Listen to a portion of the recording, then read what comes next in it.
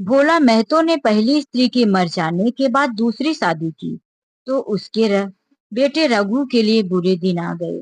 रघु की उम्र उस समय केवल 10 वर्ष की थी। चैन से गांव में गुल्ली डंडा खेलता फिरता था। माँ के आते ही चक्की में जुतना पड़ा। पन्ना रूपवती स्त्री थी और रूप और गर्भ में चोली दामन का नाता। वह अपने हाथों से कोई मोटा काम ना करती। गोबर रघु निकालता, बैलों को रघु सानी देता, रघु ही जूठे बर्तन मांजता। भोला की आंखें कुछ ऐसी फिरी कि उसे रघु में सब बुराइयां ही बुराइयां नजर आती।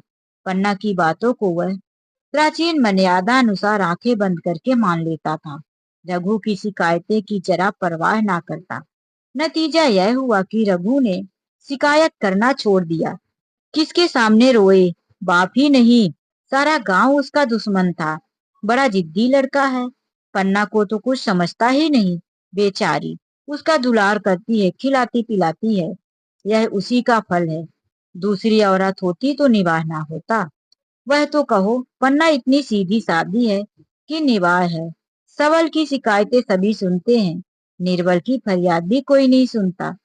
रघु का हृदय माँ की ओर से दिन प्रतिदिन फटता जाता था। यहाँ तक कि 8 साल गुजर गए और एक दिन भोला के नाम मृत्यु का संदेशा भी आ गया। पन्ना के 4 बच्चे थे, 3 बेटे और एक बेटी। इतना बड़ा खर्च और कमाने वाला कोई नहीं। अब रघु क्यों पूछेगा? यह मानी हुई बात थी। अपनी स्त्री को लाएगा और रहेगा। स्त्री आकर और भी आग लगाएगी।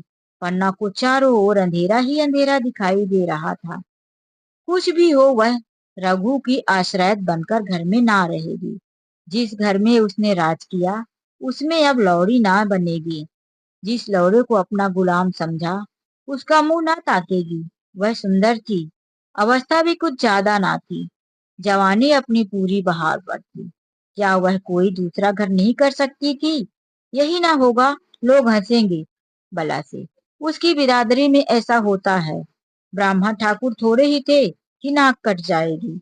यह तो ऊंची जातों में होता है। घर में चाहे जो करो, बाहर पर्दा ढका रहे। वह तो संसार को दिखाकर दूसरा घर कर सकती थी। फिर रघु की दबैल बनकर क्यों रहे? भोला को मरे 1 महीने गुजर चुका था। संध्या हो गई थी। पन्ना इसी चिंता में पड़ी हुई थी कि सहसा उसे ख्याल आया, लड़के घर में नहीं। यह बैलों के लौटने की बेला है। कहीं कोई लड़का बैलों के नीचे ना आ जाए। उन पर कौन नजर रखेगा, उनकी देखभाल करेगा? रघु को मेरे लड़के फूटी आंख नहीं भाते, कभी हंसकर नहीं बोलता। घर से बाहर निकली तो देखा रघु सामने झोपड़े में बैठा ऊख की गडेरिया बना रहा था। तीनों लड़के उसे घेरे खड़े थे। छोटी लड़की उसके गर्दन में हाथ डाले उसकी पीठ पर सवार होने की चेष्टा कर रही थी। पन्ना की आंखों पर विश्वास ना हुआ। आज तो यह नई बात है। शायद दुनिया को दिखाता है कि मैं अपने भाइयों को कितना चाहता हूँ और मन में छुरी रखता हुआ है। घात मिले तो जान ही ले ले। काला सांप है, काला सांप कठोर स्वर में बोली। तुम सब यहाँ क्या कर रहे हो? घर में आओ, सांझ की बेला, गोरू आते होंगे। रघु ने विनीत नेत्रों से देखकर कहा, मैं तो हूं ही काकी, डर किस बात का? बड़ा लड़का केदार बोला, काकी, रघु दादा ने हमारे लिए 2 गाड़ियां बना दी है। यह देख, एक पर हम और खुन्नू बैठेंगे, दूसरे पर लक्ष्मण और झुनिया। दादा दोनों गाड़ियां साथ में खींचेंगे। यह कहकर एक कोने से 2 छोटी छोटी गाड़ियां निकाल लाया। 4 4 पहिए लगे थे। बैठने के लिए तख्ते, रोक के लिए दोनों तरफ बाजू थे। पन्ना ने आश्चर्य से पूछा, ये गाड़ियां किसने बनाई? केदार ने चिढ़कर कहा, रघु दादा ने बनाई। और किसने? भगत के घर से बसला और रुखानी मांग लाए और चटपट बना दी। खूब दौड़ती है काकी। बैठ, खुन्नू मैं खींचूं। खुन्नू गाड़ी में बैठ गया। केदार खींचने लगा। चरचर का शोर हुआ, मानो गाड़ी भी इस खेल में लड़कों के साथ शरीक थी। लक्ष्मण ने दूसरी गाड़ी में बैठकर कहा, दादा खींचो। रघु ने झुनिया को भी गाड़ी में बिठा दिया और गाड़ी खींचता हुआ दौड़ तीनों लगाते हुए तालियां बजाने लगे। पन्ना चकित नेत्रों से यह दृश्य देख रही थी और सोच रही थी, यह वही रघु है या कोई और। थोड़ी देर बाद दोनों गाड़ियां लौटी। लड़के घर में जाकर इस यान यात्रा के अनुभव बयान करने लगे। कितने खुश थे सब, मानो हवाई जहाज पर बैठकर आए हों। खुन्नू ने कहा, काकी, सब पेड़ दौड़ रहे थे। लक्ष्मण और बचिया कैसे भागी, सबकी सब दौड़ी। केदार ने कहा, काकी, रघु दादा दोनों गाड़ियां एक साथ खींच ले जाते हैं। जुन्या सबसे छोटी थी। उसकी व्यंजना शक्ति उछल कूद और नेत्रों से परिमित थी। तालियां बजा बजा कर नाच रही थी। खुन्नू ने कहा, अब हमारे घर गाय भी आएगी। काकी, रघु दादा ने गिरधारी से कहा है कि हमें एक गाय ला दो। गिरधारी बोला, कल लाऊंगा। केदार ने कहा, 3 सेर दूध देती है काकी, खूब दूध पिएंगे। इतने में रघु भी अंदर आ गया। पन्ना ने अवहेलना की दृष्टि से देखकर पूछा, क्यों रघु, तुमने गिरधारी से कोई गाय मांगी है क्या? रघु ने क्षमा प्रार्थना के भाव से कहा, हाँ मांगी तो है, कल लाएगा। पन्ना ने पूछा, रुपए किसके घर से आएंगे, यह भी सोचा है? रघु ने कहा, सब सोच लिया है काकी। मेरी यह मुहर है ना, इसके 25 रुपए मिल रहे हैं। 5 रुपए बचिया के मुचरा दे दूंगा, बस गाय अपनी हो जाएगी। पन्ना सन्नाटे में आ गई। अब उसका अविश्वासी मन भी रघु के प्रेम और सज्जनता को अस्वीकार ना कर सका। बोली, मुहर क्यों बेच देते हो? गाय को अभी कौन जल्दी है, हाथ में पैसे आ जाए तो फिर ले लेना। सूना गला अच्छा ना लगेगा। इतने दिन हो गए, गाय नहीं थी तो क्या लड़के जिए नहीं? रघु दार्शनिक भाव से बोला, बच्चों के खाने पीने के यही दिन है। काकी, इस उम्र में ना खाया तो फिर क्या खाएंगे? मुहर पहनना मुझे अच्छा भी नहीं मालूम पड़ेगा। लोग समझते होंगे कि बाप तो मर गया, इसे मुहर पहनने की सूझी है। भोला मैं तो गाय की चिंता में ही तो चल बसे। ना रुपए आए ना गाय मिली, मजबूर थे। रघु ने यह समस्या कितनी सुगमता से हल कर दी। आज जीवन में पहली बार पन्ना को रघु पर विश्वास आया। बोली, जब गहना ही बेचना है तो अपनी मुहर क्यों बेचोगे, मेरी हंसली ले लेना। रघु ने कहा, नहीं काकी, वह तुम्हारे गले में ही अच्छी लगती है। मर्दों को क्या, मुहर पहने या ना पहने। पन्ना, चल, मैं बूढ़ी हो गई, अब असली पहन कर क्या करना। तू अपनी पहन, लड़का है, तेरा गला सूना अच्छा नहीं लगेगा। रघु मुस्कुराकर बोला, तुम अभी कौन सी बूढ़ी हो गई, गांव में कौन तुम्हारे बराबर है। रघु की सरलता आलोचना से पन्ना को लज्जित हो गई। उसके रूखे मुरझाए मुख पर प्रसन्नता की लाली दौड़ गई। 5 साल गुजर गए। रघु का सा मेहनती ईमानदार बात का धनी दूसरा किसान गांव में ना था। पन्ना एक की इच्छा के बिना कोई काम ना करता।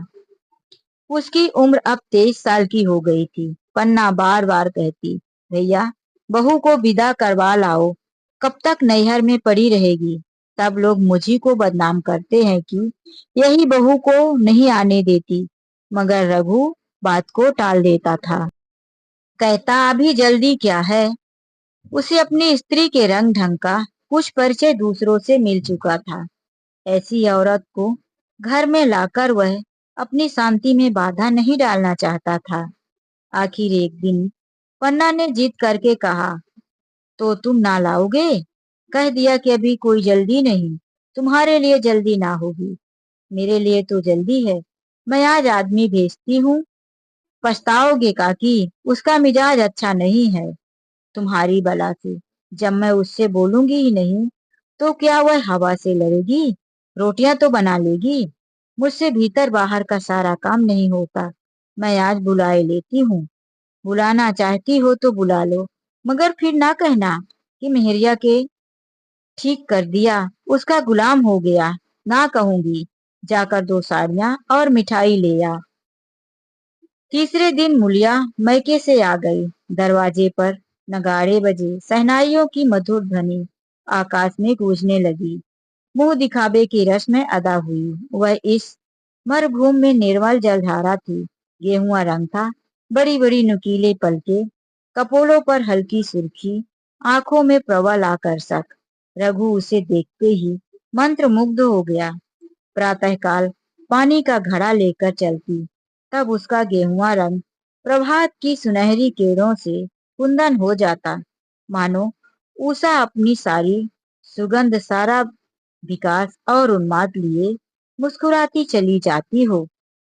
मुलिया मायके से ही जली भुनी आई थी। मेरा शौहर छाती फाड़कर काम करे और पन्ना रानी बैठी रहे, उसके लड़के रही चादे बने घूमे। मुलिया ने यह बर्दाश्त नहीं किया। वह किसी की गुलामी नहीं करेगी। अपने लड़के तो अपने होते ही नहीं, भाई किसके होते हैं? जब तक पर नहीं निकले रघु के घेरे हुए हैं। ज्यों ही जरा सा सयाने हुए पर झाड़ कर निकल जाएंगे, बात भी ना पूछेंगे। एक दिन उसने रघु से कहा, तुम्हें इस तरह गुलामी करने को तो करो, मुझसे ना होगी। रघु ने कहा, तो फिर क्या करूं, तू ही बता। लड़के तो अभी घर पर काम करने के लायक भी नहीं। मुलिया ने कहा, लड़के रावत के हैं, कुछ तुम्हारे नहीं। यही पन्ना है जो तुम्हें दाने दाने को तरसाती थी। सब सुन चुकी हूं मैं। लौड़ी नहीं बनकर रहूंगी। रुपए पैसे मुझे कुछ हिसाब नहीं मिलता। ना जाने तुम क्या लाते हो और वह क्या करती है।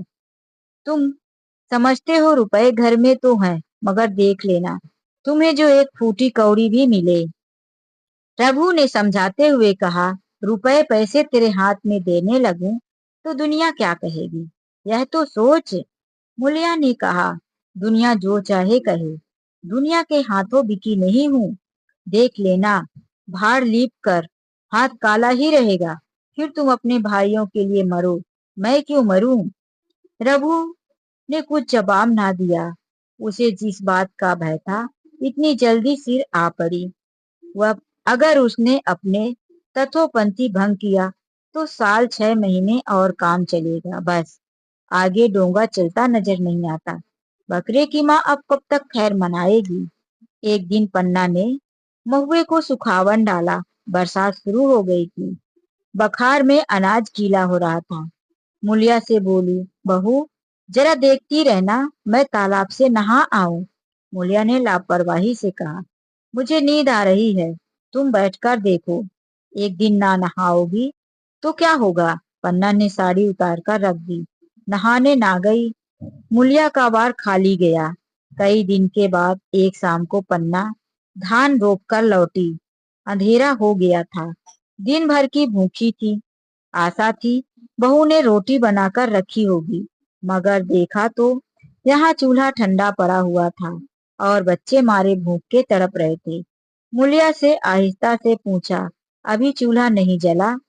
केदार ने कहा, आज दोपहर को ही चूल्हा नहीं जला। भाभी ने कुछ बनाया ही नहीं है। पन्ना ने पूछा, तो तुम लोगों ने क्या खाया। केदार ने कहा, कुछ नहीं, रात की रोटियां थी, खुन्नू और लक्ष्मण ने खाई, मैंने सत्तू खा लिया। पन्ना ने पूछा, और बहू ने क्या खाया। केदार बोला, वह तो पड़ी सो रही है, कुछ नहीं खाया। पन्ना ने उसी वक्त चूल्हा जलाया और खाना बनाने बैठ गई। आटा गूंथती थी और रोटी थी। क्या नसीब है, दिन भर खेत में जली, घर आई तो चूल्हे के सामने जलना पड़ा। केदार का 14वां साल था। भाभी के रंग ढंग देखकर सारी स्थिति समझ रहा था। बोला, काकी भाभी अब तुम्हारे साथ रहना नहीं चाहती। पन्ना ने चौंक कर पूछा, क्या कुछ कह रही थी। केदार ने कहा, कहती कुछ नहीं थी, मगर उसके मन में यही बात है। फिर तुम क्यों उसे छोड़ नहीं देती। चाहे जैसे रहे, हमारा भी भगवान है। पन्ना ने दांतों से जीभ दबाकर कहा, चुप, मेरे सामने ऐसी बातें भूलकर भी ना करना। रघु तुम्हारा भाई नहीं, तुम्हारा बाप है। मुलिया से कभी बोलोगे तो समझ लेना, जहर खा लूंगी। दशहरे का त्योहार आया। इस गांव से कोस भर पर एक पूर्वे में मेला लगता था। गांव के सब लड़के मेला देखने चले, पन्ना भी। लड़कों के साथ चलने को तैयार हुई, मगर पैसे कहाँ से आए? कुंजी तो मुलिया के पास थी। रघु ने आकर मुलिया से कहा, लड़के मेले जा रहे हैं, सबको दो दो आने पैसे दे दो। मुलिया ने त्योलिया चढ़ाकर कहा, पैसे मेरे घर में नहीं हैं। रघु रघु ने कहा, अभी तो तिलहन बिका था, क्या इतनी जल्दी रुपए उठ गए? मुलिया ने कहा, हाँ उठ गए। रघु ने पूछा, कहाँ उठ गए, जरा सुनूं। आज त्योहार के दिन लड़के मेला देखने ना जाएंगे? मुलिया ने कहा, अपनी काकी से कहो पैसे निकाले। गार कर क्या करेगी? खूंटी पर कुंजी लटकी थी। रघु ने कुंजी उतारी और संदूक खोले की मुलिया उसका हाथ पकड़ लिया और बोली, कुंजी मुझे दे दो, नहीं तो ठीक ना होगा। खाने पहनने को भी चाहिए, कागज किताब को भी चाहिए, उस पर मेला देखने को भी चाहिए। हमारी कमाई इसलिए नहीं है कि दूसरे खाएं और मूछों पर ताव दें। पन्ना ने रघु से कहा, भैया क्या होंगे, लड़के मेला ना जाएंगे तो?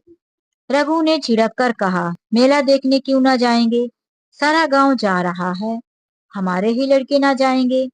यह कहकर रघु ने अपना हाथ छुड़ा लिया और पैसे निकालकर लड़कों को दे दिए।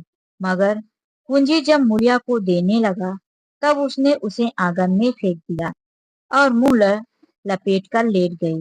लड़के मेला देखने ना गए। उसके बाद 2 दिन गुजर गए। मुलिया ने कुछ नहीं खाया, पन्ना भी भूखी रही।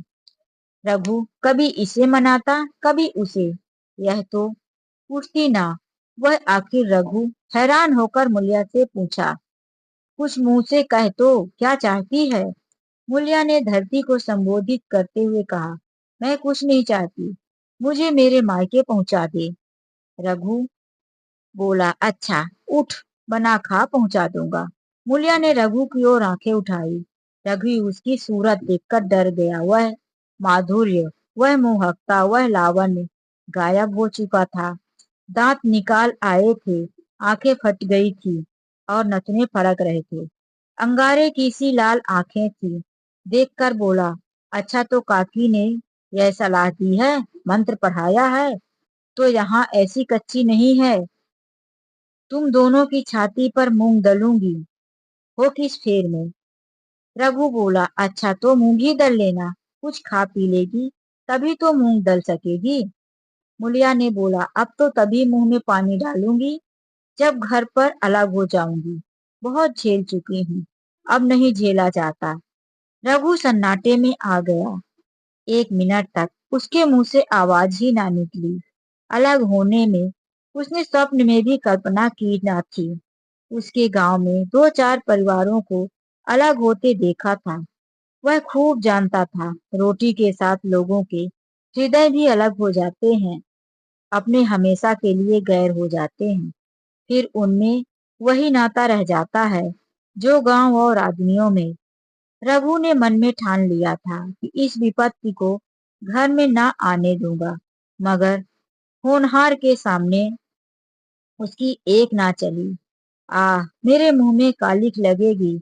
दुनिया यही कहेगी कि बाप के मर जाने पर 10 साल भी एक में निवाह ना हो सका। फिर किसके लिए अलग हो जाऊं? जिसको गोद में खिलाया, जिनको बच्चों की तरह पाला, उनके लिए तरह तरह के कष्ट झेले, उन्हीं से अलग हो जाऊं? अपने प्यारे घर से निकाल बाहर करूं? उसका गला फंस गया। कांपते हुए सर में बोला, तू क्या चाहती है, कि मैं अपने भाइयों से अलग हो जाऊं?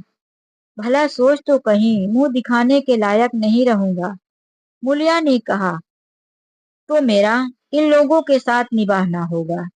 रघु ने बोला, तो तू अलग हो जा, मुझे अपने साथ क्यों घसीटती है? मुलिया ने कहा, तो मुझे तुम्हारे घर में मिठाई मिलती है, मेरे लिए क्या संसार में जगह नहीं है? रघु ने कहा, तेरी जैसी मर्जी, जहाँ चाहे रह, मैं अपने घर वालों से अलग नहीं हो सकता। जिस दिन इस घर में 2 चूल्हे जलेंगे, उस दिन मेरे कलेजे के 2 टुकड़े हो जाएंगे। मैं यह चोट नहीं सह सकता। तुझे जो तकलीफ है, वह मैं दूर कर सकता हूँ। माल आसबाब की मालकिन तू ही है, अनाज पानी तेरे ही हाथ है, अब रह क्या गया है? अगर कुछ काम धंधा करना नहीं चाहती मत कर। भगवान ने मुझे समाई दी होती तो मैं तुझे तिनका उठाने ना देता। तेरे यह सुकुमार हाथ पांव मेहनत मजदूरी करने के लिए बनाए ही नहीं, मगर क्या करूं, अपना कुछ बस ही नहीं। फिर भी तेरा जी चाहे कोई काम करने को ना चाहे मत कर, मगर मुझसे अलग होने को ना कर, तेरे पैरों पड़ता हूँ। मुलिया ने सिर से आंचल खिसकाया और जरा समीप आकर बोली, मैं काम करने से नहीं डरती, ना बैठे बैठे खाना चाहती हूँ, मगर मुझसे किसी की धौंस नहीं सही जाती। तुम्हारी ही काकी का घर का काम काज करती है, जो अपने लिए करती है, अपने बाल बच्चों के लिए करती है, मुझ पर कुछ एहसान नहीं करती। फिर मुझ पर धौंस क्यों जमाती है? उन्हें अपने बच्चे प्यारे होंगे, मुझे तो तुम्हारा आसरा है। मैं अपनी आंखों से यह नहीं देख सकती कि सारा घर तो चैन करे, जरा जरा से बच्चों तो दूध पिए, और जिसके बलबूते पर गृहस्थी बनी हुई है वह मट्ठे को तरसे, कोई उसको पूछने वाला ना हो। जरा अपना मुंह तो देखो, कैसे सूरत निकल आई। औरों के तो 4 बरस में अपने पट्टे तैयार हो जाएंगे, तुम तो 10 साल में खाट पकड़ पड़ जाओगे, बैठ जाओगे। खड़े क्यों हो? क्या मार कर भागोगे? मैं तुम्हें जबरदस्ती ना बांध लूंगी, या मालकिन का हुक्म नहीं है। सच कहूं, तुम बड़े कट कलेजी हो, मैं जानती हूँ। ऐसी निर्मोहियों से पाला पड़ेगा तो इस घर में भूल से भी ना आती, आती भी तो मन ना लगाती, मगर अब तो मन तुमसे लग गया। घर भी जाऊं तो मन यहाँ ही रहेगा, और तुम जो हो मेरी बात नहीं पूछते। मुलिया की ये रसीली बातें रघु पर कोई असर ना डाल सकी। वह उसी रुखाई से बोला, मुलिया, मुझसे यह ना होगा। अलग होने का ध्यान करते ही मेरा मन ना जाने कैसा हो जाता है। यह चोट मुझसे ना सही जाएगी। मुलिया ने परिहास करके कहा, तो चूड़ियां पहनकर अंदर बैठो, लाओ मैं मूछें लगा लूं। मैं तो समझती थी कि तुम में कुछ कस बल है, अब देखती हूँ तो निरे मिट्टी के लौंदे हो। पन्ना दलान में खड़ी दोनों की बातचीत सुन रही थी। अब उससे ना रहा गया, सामने आकर रघु से बोली, जब वह अलग होने पर तुली हुई है, फिर तुम क्यों उसे जबरदस्ती मिलाए रखना चाहते हो? तुम उसे लेकर रहो, हमारे भगवान मालिक है। जब महतो मर गए थे और कहीं पत्ती की भी छाह ना थी, तब उस वक्त भगवान ने निवाह कर दिया। अब वह क्या डर, अब तो भगवान की दया से तीनों लड़के सयाने हो गए, अब कोई चिंता नहीं। रघु ने आंसू भरी आंखों से पन्ना को देखकर कहा, काकी, तू भी पागल हो गई है क्या? जानती नहीं, 2 रोटियां होते ही 2 मन हो जाते हैं। पन्ना बोली, जब वह मानती ही नहीं तब तुम क्या करोगे? भगवान की यही मर्जी होगी तो कोई क्या करेगा। प्रारब्ध में जितने दिन एक साथ रहना लिखा था उतने दिन रह लिए, अब उसकी यही मर्जी है तो यही सही। तुमने मेरे बाल बच्चों के लिए जो कुछ किया वह भूल नहीं सकती। तुमने इतने सिर हाथ ना रखा होता तो आज उनकी ना जाने क्या गति होती, ना जाने किसके द्वार पर ठोकरे खाते होते, ना जाने कहाँ कहाँ भीख मांगते फिरते। तुम्हारा जस मरते दम तक गाऊंगी। अगर मेरी खाल तुम्हारे जूते बनाने के काम आए तो मुझे खुशी दे दो, चाहे तुमसे अलग हो जाऊं या सिर घड़ी पुकारेंगे कुत्ते की तरह दौड़ती आऊंगी। यह भूल कर भी ना सोचना कि तुमसे अलग होकर मैं तुम्हारा बुरा सोचूंगी। जिस दिन तुम्हारा अनभल मेरे मन में आएगा उसी दिन विष खाकर मर जाऊंगी। भगवान करे तुम दूधो नहाओ, फूटो फलो, मरते दम तक यही आशीष मेरे रोए रोए से निकलती रहेगी। और अगर लड़के भी अपने बाप के हैं तो मरते दम तक तुम्हारा पोष मानेंगे। यह कहकर पन्ना रोती हुई वहां से चली गई। रघु वही मूर्ति की तरह बैठा रहा। आसमान की ओर टकटकी लगी थी और आंखों से आंसू बह रहे थे। पन्ना की बातें सुनकर मुलिया समझ गई, अब अपने पाँव बाहर है। चटपट उठी, खाट में झाड़ू लगाई, चूल्हा जलाया, घर में झाड़ू लगाई, चूल्हा जलाया, कुएं से पानी लेने चली गई। उसकी टेक पूरी हो गई थी। गांव की स्त्रियों के दो दल होते, एक बहुओं का, दूसरा सासों का। बहुएं सलाह और सहानुभूति के लिए अपने दल में जाती, सासें अपने दल में। दोनों की पंचायतें अलग अलग होती। मुलिया को कुएं पर दो तीन बहुएं मिल गई। एक ने पूछा, आज तो तुम्हारी बुढ़िया बहुत रोध हो रही थी। मुलिया ने विजय के गर्व से कहा, इतने दिनों से घर की मालकिन बनी हुई है, राजपाट छोड़ते किसे अच्छा लगता है। बहन, मैं उनका बुरा नहीं चाहती, लेकिन एक आदमी की कमाई में कहाँ तक बरकत होगी। मेरे भी तो यही खाने पीने पहनने ओढ़ने के दिन है। अभी उनके पीछे मरो, फिर बाल बच्चे हो जाए, उनके पीछे मरो, सारी जिंदगी रोते ही कट जाए। एक बहू बुढ़िया यही चाहती है कि यह जन्म भर रानी बनी रहे, मोटा छोटा खाए और पड़ी रहे। दूसरी बहू, किस भरोसे पर कोई मरे। अपने लड़के तो बात नहीं पूछते, पराये लड़कों का क्या भरोसा, कल उनके हाथ पैर निकल जाए फिर कौन पूछता है। अपनी अपनी मेहरियों का मुंह देखते पहले से ही फटकार कर देना अच्छा है, फिर तो कोई कलंक ना होगा। मुलिया पानी लेकर गई, खाना बनाया। रघु से बोली, जाओ नहा आओ, रोटी तैयार है।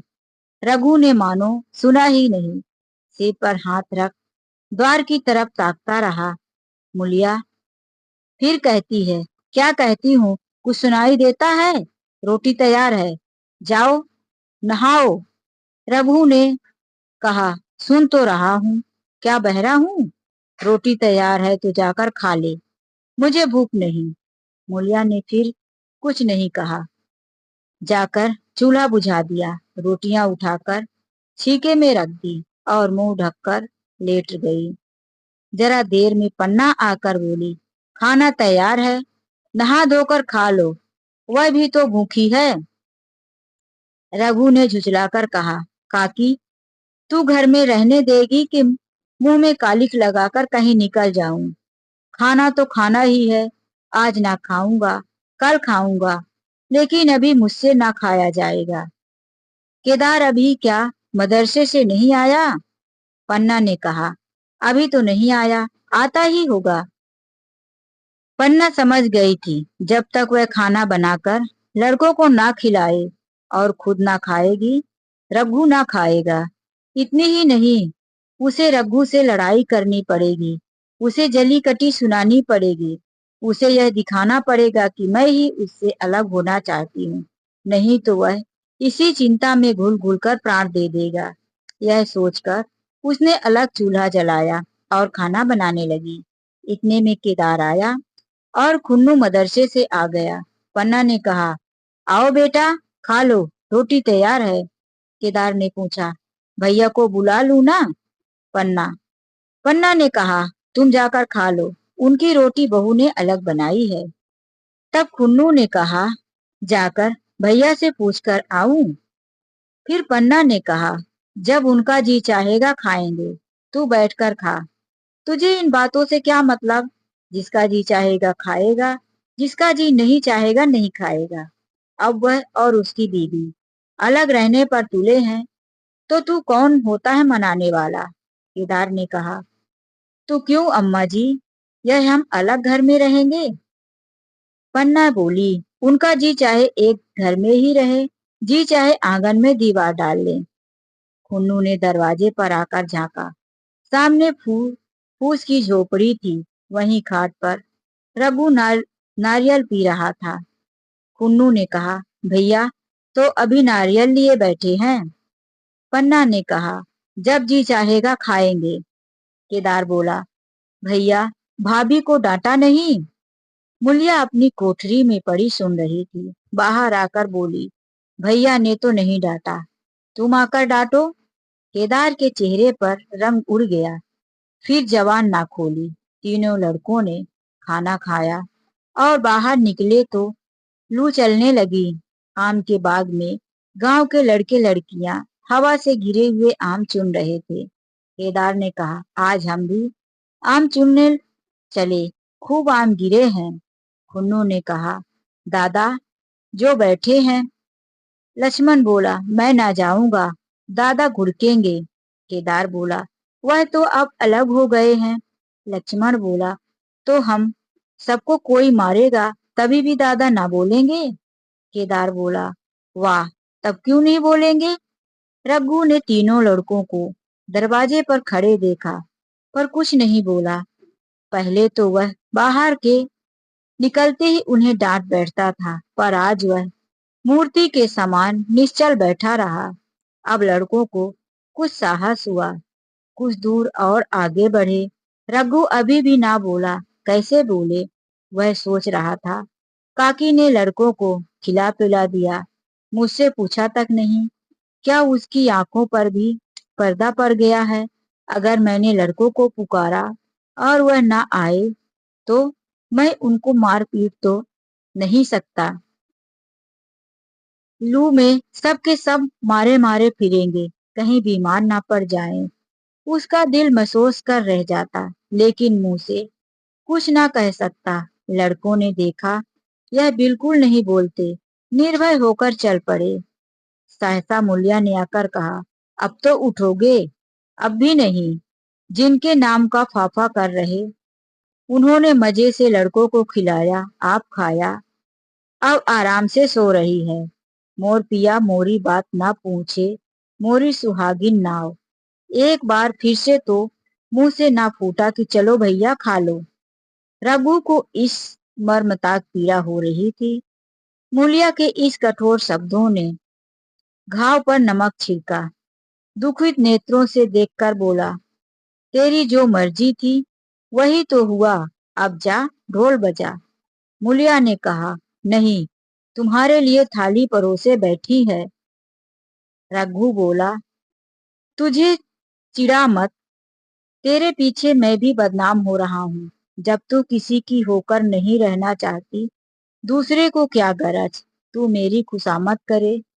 जाकर काकी से पूछ, लड़के आम चुनने गए हैं, उन्हें पकड़ कर लाऊं। मूलिया अंगूठा दिखाकर बोली, तुम्हारी गरज हो तो जाकर पूछो। इतने में पन्ना भी भीतर से निकल आई। रघु ने पूछा, लड़के बगीचे में चले गए काकी, लू चल रही है। पन्ना बोली, अब उनका कौन पूछतार है। बगीचे में जाए, पेड़ पर चढ़े, पानी में डूबे, मैं अकेली क्या क्या करूं। रघु बोला, जाकर पकड़ लाऊं क्या। पन्ना बोली, जब तुम्हें अपने मन से नहीं जाना तो फिर मैं जाने को क्यों कहूं।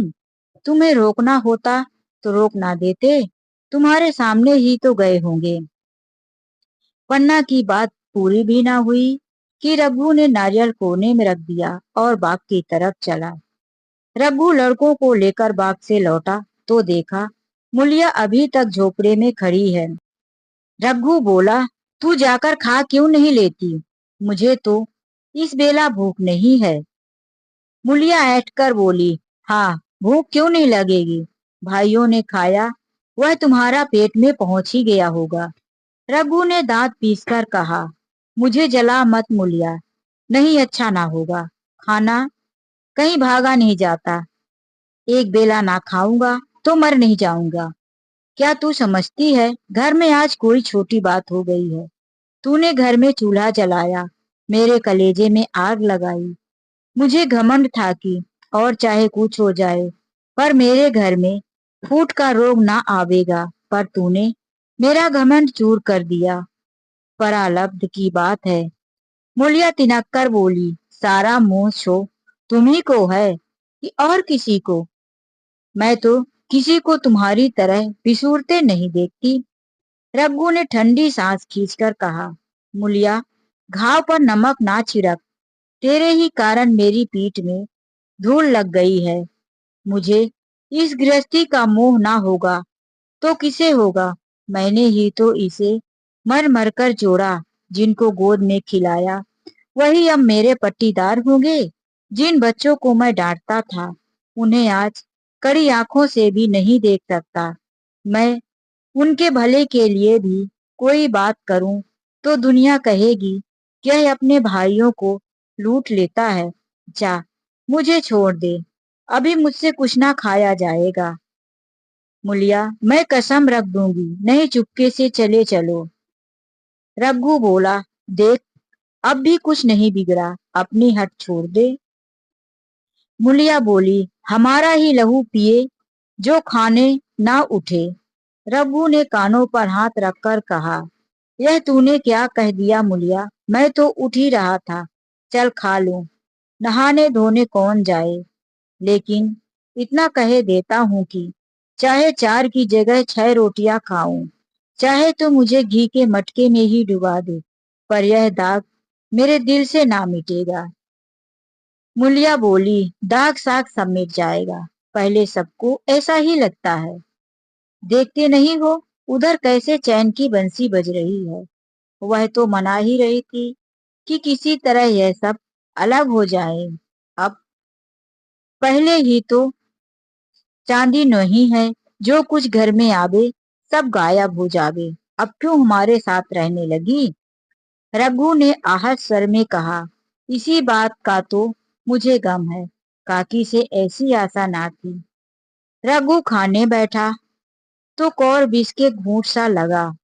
जान पड़ता था रोटियां भूसे की है, दाल पानी से लगती थी, पानी कंठ के नीचे ना उतरता था, दूध की तरफ देखा तक नहीं। 2-4 ग्रास खाकर उठ गया, जैसे किसी परिजन के श्राद्ध का भोजन हो। रात का भोजन भी उसने उसी तरह किया। भोजन क्या किया, कसम पूरी की। रात भर उसका चित्त उद्विग्न सा रहा। एक अज्ञात शंका उसके मन पर छाई थी, जैसे भोला महतो द्वार पर बैठे रो रहा हो। वह कई बार चौंक कर उठा, ऐसा जान पड़ा भोला उसकी तरफ तिरस्कार की आंखों से देख रहा था। वह दोनों जून भोजन करता था, पर जैसे शत्रु के घर। भोजन की शोक मग्न मूर्ति आंखों से ना उतरती थी। रात को उसे नींद ना आती। वह गांव में निकलता तो इस तरह मुंह चुराए सिर झुकाए, मानो गो हत्या की हो। 5 साल गुजर गए। अब रघु 2 लड़कों का बाप बन गया था। आंगन में दीवार खिंच गई थी, खेतों में मेढ़े डाल दी गई थी, अब बैल बछिए पाट लिए गए थे। केदार की उम्र अब 16 साल की हो गई थी। उसने पढ़ना छोड़ दिया था और खेती का काम करता था। खुन्नू गाय चराता था। केवल लक्ष्मण अब तक मदरसे जाता था। पन्ना और मुलिया दोनों एक दूसरे की सूरत से जलती थी। मुलिया के दोनों लड़के बहुधा पन्ना के ही पास रहते। वही उन्हें उपटन मलती, वही काजल लगाती, वही गोद में लिए फिरती, मगर मुलिया के मुंह से अनुग्रह का एक शब्द भी नहीं निकलता। न पन्ना इसकी इच्छुक थी। वह जो कुछ करती निर्ब्याज भाव से करती। वह खुद ऊपर का काम काज कर लेती। इसके विरुद्ध रघु अपने घर का अकेला था। वह भी दुर्बल, आसक्त, जवानी में बूढ़ा। अभी आयु 30 वर्ष से अधिक ना थी, लेकिन बाल खिड़की से ही हो गए थे। कमर झुक चली थी। खांसी ने जीर्ण कर रखा था। देखकर दया आती थी।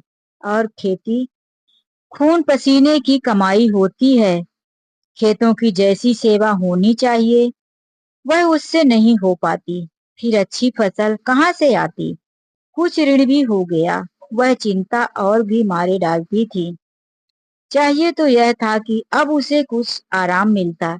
इतने दिनों के निरंतर परिश्रम के बाद वह सिर का बोझ कुछ हल्का होता। किंतु मूलिया की स्वार्थपरता और आदर दोषता ने लहराती हुई खेती उजाड़ दी। अगर सब एक साथ रहते तो अब तक पेंशन पा जाता। मजे में द्वार पर बैठा हुआ नारियल पर पीता, भाई काम करता, वह सलाह देता, मैं तो बना फिरता, कहीं किसी के झगड़े चुकाता, कहीं साधु संतों की सेवा करता। पर वह अवसर हाथ से निकल गया। अब तो चिंता भर दिन दिन रात बढ़ता था। आखिर उसे धीमा धीमा ज्वर रहने लगा। हृदय स्थूल चिंता, करे परिश्रम और अभाव का यही पुरस्कार। पहले कुछ परवाह ना की, समझा आप ही आप सब ठीक हो जाएगा। मगर कमजोरी बढ़ने लगी तो दवा की फिक्र हुई। जिसने जो दवा बताया खा लिया। डॉक्टरों और वैद्यों के पास जाने में सामर्थ्य कहाँ, और सामर्थ्य भी होती तो रुपए खर्च देने के सिवा और नतीजा ही क्या था। जीर्ण ज्वर की औषधि, आराम और पुष्टिकरण भोजन, ना वह बसंत मालती का सेवन कर सकता था, ना आराम से बैठकर बलवर्धक भोजन कर सकता था। कमजोरी बढ़ती ही गई। पन्ना को अवसर मिलता तो वह आकर उसे तसल्ली देती, लेकिन उसके लड़के अब रघु से बात भी ना करते थे। दवा दारू तो क्या करते, उसका और भी मजाक उड़ाते। भैया समझते थे कि हम लोगों से अलग होकर सोने की ईंट रख लेंगे। भाभी भी समझती थी सोने से लग जाऊंगी। अब देखो कौन पूछता है। सिसक कर ना मरे तो कह देना, बहुत हाय हाय भी अच्छी नहीं होती। आदमी उतना ही काम करे जितना हो सके, यह नहीं कि रुपए के लिए जान ही दे दे। पन्ना कहती, रघु बेचारे का कौन दोष है। केदार कहता, चल मैं खूब समझता हूँ। भैया की जगह मैं होता तो डंडे से बात करता। मजाल थी कि औरत यूं जिद करती। यह सब भैया की चाल थी, सब सदी वदी बात थी। आखिर एक दिन रघु का टिमटिमाता हुआ जीवन बुझ गया। रघु इस दुनिया को छोड़कर चला गया। मौत ने सारी चिंताओं का अंत कर दिया। अंत समय उसने केदार को बुलाया था, पर केदार को ऊख में पानी देना था। कहीं दवा के लिए ना भेज दे, बहाना बना दिया। मुलिया का जीवन अंधकारमय हो गया। जिस भूमि पर उसने मंसूबों की दीवार खड़ी की थी, अब नीचे से खिसक गई थी। जिस खूंटे के बल पर वह उछल रही थी, वह उखड़ गया था। गांव वालों ने कहना शुरू किया, ईश्वर ने कैसा तत्काल दंड दिया। बेचारी मारे लाज के अपने दोनों बच्चों को लिए रोया करती। गांव में किसी को मुंह दिखाने का साहस ना होता। प्रत्येक प्राणी उससे यह कहता हुआ मालूम होता था, मारे घमंड के धरती पर पांव ना रखती थी। आखिर सजा मिल ही गई। अब इस घर में कैसे निवाह होगा। वह किसके सहारे रहेगी, किसके बल पर खेती होगी।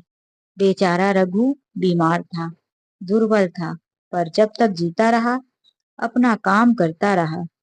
मारे कमजोरी के कभी कभी सिर पकड़कर बैठ जाता और जरा दम लेकर फिर चलने लगता। सारी खेतों सारी खेती तहस नहस हो रही थी। उसे कौन संभालेगा। अनाज की डांठें खलिहान में पड़ी थी, वो खलक सूख रही थी। वह अकेली क्या क्या करेगी। फिर सिंचाई, अकेले आदमी का तो काम नहीं। तीन तीन मजदूरों को कहाँ से लाए। गांव में मजदूर थे ही कितने। आदमियों के लिए खींचातानी चल रही थी। क्या करे क्या ना करे। इस तरह 13 दिन बीत गए। क्रियाकर्म से छुट्टी मिली। दूसरे ही दिन सवेरे मुलिया ने दोनों बालकों को गोद में उठाया और अनाज मारने चली। खलिहान में पहुंचकर उसने एक कोने को तो पेड़ के नीचे घास के नरम बिस्तर पर सुला दिया, दूसरे को वहीं बैठाकर अनाज मारने लगी। बैलों को हाँकती थी और रोती थी। क्या इसीलिए भगवान ने उसको जन्म दिया था। देखते देखते क्या से क्या हो गया। इन्हीं दिनों पिछले साल भी अनाज मारा गया था। वह रघु के लिए लोटे में सरबत और मटर की घुंघरी लेकर आई थी। आज कोई उसके ना आगे है और ना ही पीछे, लेकिन किसको वह दोष देती। उसे अलग होने का भी पछतावा ना था। एकाएक छोटे बच्चे का रोना सुनकर उसने इधर उधर देखा तो बड़ा लड़का उसे चूम कर चुप करा रहा था। भैया तुम रहो, चुप रहो, धीरे धीरे उसके मुंह पर हाथ फेरता था और चुप कराने के लिए बिकर रहा था। जब बच्चा किसी तरह चुप हुआ तो वह खुद उसके पास लेट गया और छाती से लगाकर प्यार करने लगा। मगर जब यह प्रयत्न भी सफल ना हुआ तो वह रोने लगा। उसी समय पन्ना दौड़ी गई और छोटे बालक को गोद में उठाकर प्यार करती हुई बोली, लड़कों को मुझे क्यों ना दे आई बहू। हाय हाय, बेचारा धरती पर पड़ा लौट रहा है। जब मैं मर जाऊं तो जो जी चाहे करना, अभी तो जीती हूँ। अलग हो जाने से बच्चे तो नहीं अलग हो गए। मुलिया ने कहा, तुम्हें भी तो छुट्टी नहीं थी अम्मा, क्या करती। पन्ना ने कहा, तो तुझे यहाँ आने की ऐसी क्या जल्दी थी।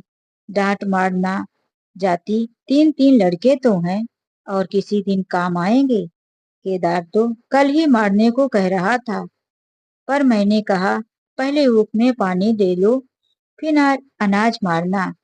मड़ाई तो 10 दिन बाद भी हो सकती है। ऊख की सिंचाई ना हुई तो सूख जाएगी। कल से पानी चढ़ा हुआ है, परसों तक खेत फूट जाएगा, तब मड़ाई हो जाएगी। तुझे विश्वास ना आवेगा, जब से भैया मरे हैं। केदार को बड़ी चिंता हो गई है। दिन में 100 बार पूछता है, भाभी बहुत रोती तो नहीं, देख लड़के भूखे तो नहीं, कोई लड़का रोता तो नहीं। तो दौड़ा आता है, देख अम्मा क्या हुआ, बच्चा क्यों रोता है। कल रो रो कर बोल रहा था, अम्मा मैं जानता कि भैया इतनी जल्दी चले जाएंगे तो उनकी सेवा कर लेता। कहाँ जगाए जगाए उठता था, अब देखती हो पहर से उठकर काम में लग जाता है। हुन्नू कल जरा सा बोला, पहले ही हम अपनी ऊख में पानी दे लेंगे, तब भैया की ऊख में देंगे। इस पर केदार ने ऐसा डांटा कि खुन्नू के मुंह से फिर बात ना निकली। बोला, कैसे तुम्हारी और कैसी हमारी ऊख। भैया ने जिल जिला ना लिया होता तो आज तो मर गए होते या कहीं भीख मांगते होते। आज तुम बड़े ऊख वाले बने हो। यही उन्हीं का पुण्य परताव है कि आज हम भले आदमी बने बैठे हैं। परसों रोटी खाने को बुलाने गई तो मड़ैया में बैठा रो रहा था। पूछा, क्यों रोता है, तो बोला, अम्मा भैया इसी अलग येछे के दुख से मर गए। नहीं अभी उनकी उम्र ही क्या थी। यह उस वक़्त ना सूझा, नहीं उनसे क्यों बिगाड़ करते। यह कहकर पन्ना ने मुलिया की ओर संकेत पूर्ण दृष्टि से देखकर कहा, तुम्हें वह अलग ना रहने देगा बहू। कहता है भैया हमारे लिए मर गए हैं तो हम भी उनके बाल बच्चों के लिए मर जाएंगे।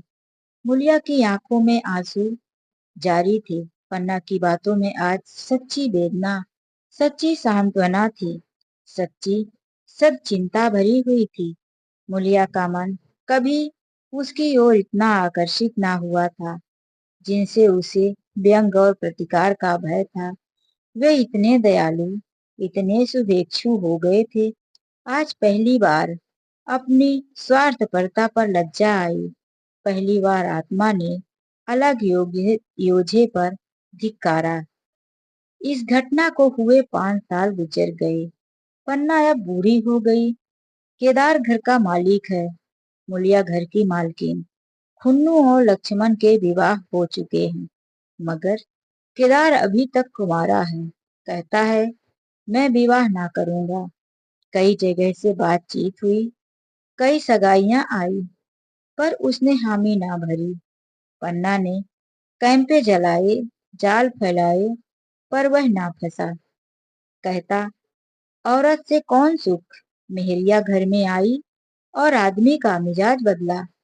फिर जो कुछ है वह मेहरिया, माँ बाप, भाई बहन सब पर आए।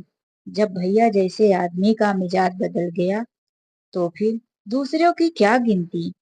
2 लड़के भगवान के दिए हैं, और क्या चाहिए। बिना ब्याह के 2 बेटे मिल गए।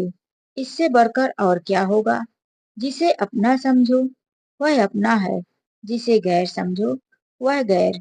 एक दिन पन्ना ने कहा, तेरा वंश कैसे चलेगा। केदार ने बोला, मेरा वंश तो चल रहा है, दोनों लड़कों को अपना ही समझता हूँ। पन्ना बोली, समझने से पर है तो तुम मुलिया को भी अपने भेड़िया समझता होगा। केदार ने झेपते हुए कहा, तुम तो गाली देती हो अम्मा।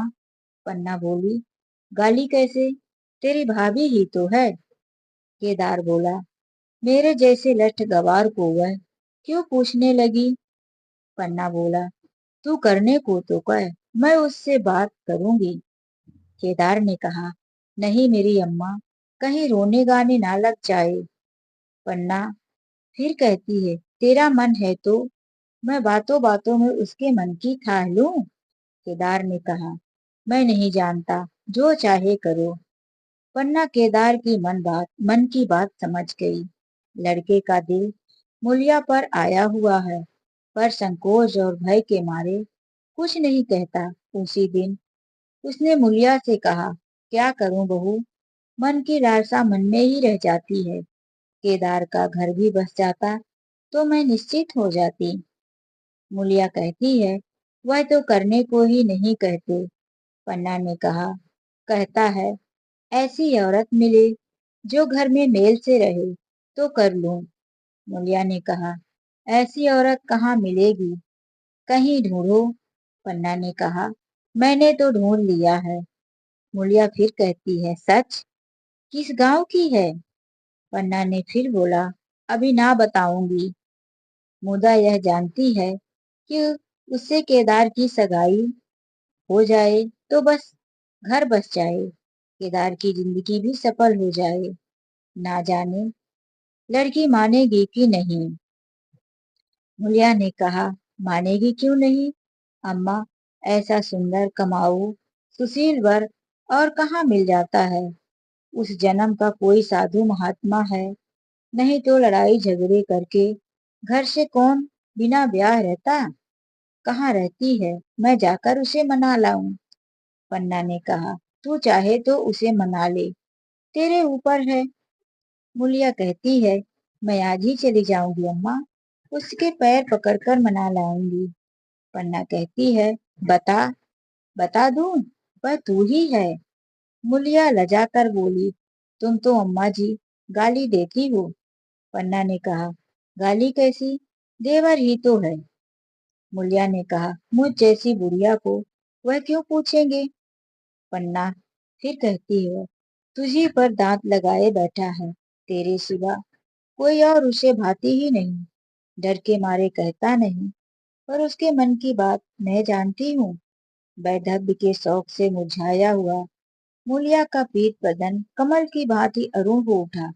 10 वर्षों में जो कुछ खोया था वह इसी एक क्षण में मानो ब्याज के साथ मिल गया। वही लावण्य, वही विकास, वही आकर्षण, वही लोभ। तो दोस्तों, यह कहानी यहीं से खत्म होती है। यह कहानी मुंशी प्रेमचंद्र जी की सर्वश्रेष्ठ 16 कहानियों में से एक है। दोस्तों, इस कहानी में जिस तरह से घर का बंटवारा और फिर शोक, चिंता, मृत्यु बताई गई है, तो आप लोगों को इस कहानी से क्या शिक्षा मिलती है, अपने कमेंट, अपने विचार जरूर बताएं। चलिए मिलते हैं ऐसी एक नई कहानी के साथ। आज के लिए बस इतना ही। राधे राधे, जय श्री कृष्णा।